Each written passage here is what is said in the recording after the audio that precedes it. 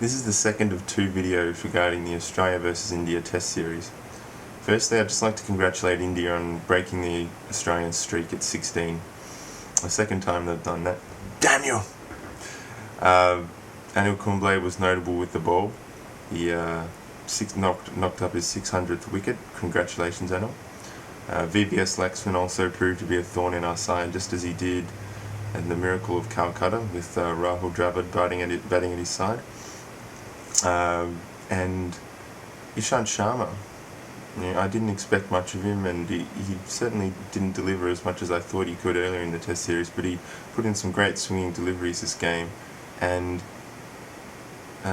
put off some great wickets when India needed them, so I definitely think he's a force for the future. Now, with the rosy stuff out of the way, I'd just like to say there were a few problems in this test which stem from the behaviour of the Indians. The Indians did not cause these problems, but I just think the Australians were intimidated and the umpires were intimidated by the possibilities which faced them. For Ponting, this could have meant his loss of captaincy, and for the Australians it was their public image. Many Australians, notably Peter Roebuck from The Age, have commented about how the Australian team was arrogant and they went too far to win. So I think they just put in a more reserved performance than they usually do and didn't push the Indians as much as I'd like. The second group, which I think was affected by the strike, so to speak, of the Indians, was the umpires, because they seemed hesitant to give Indians out on decisions which I think they would have usually given out. I can't remember the player, but there was one person who was hit on the toe in front of I think it was about plumb in front. It was certainly inside the line. They hit on the toe and it just wasn't given out. When Australia was batting, Simons was given out to two contentious decisions.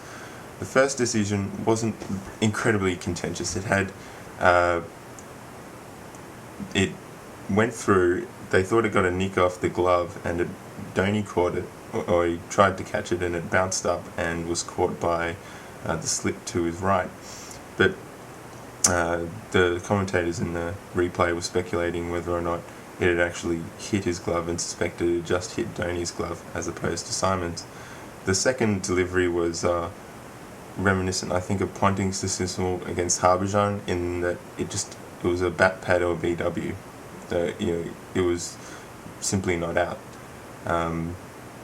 But bad decisions abound in umpiring and in any game. Cricket's no different. Finally, I'd just like to say that the Indians celebrated exactly the way the Australians did, with passion. They jumped, they whooped, they spun. This isn't a bad thing. People celebrate like that when they win a sport.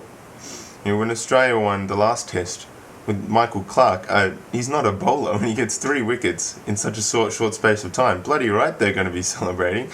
Now, in this game, India broke a 16 match winning streak for Australia, so they should be celebrating too, and there's nothing wrong with that. There was nothing wrong with either celebration. Go for it, India. Push us in the final test. Good luck. Peace.